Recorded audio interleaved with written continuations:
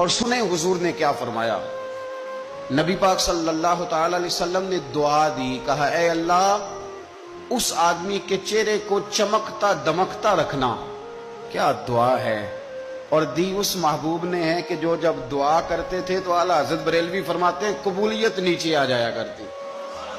حضور نے دعا دی، کہا اے اللہ اس آدمی کے چہرے کو چمکتا دمکتا رکھنا جو میری حدیثیں یاد کرتا ہے اور پھر آگے بیان کرتا ہے۔ اس کے چہرے کو چمکتا دمکتا رکھنا، یہ رسول پاک صلی اللہ تعالی علیہ وسلم نے دعا دی۔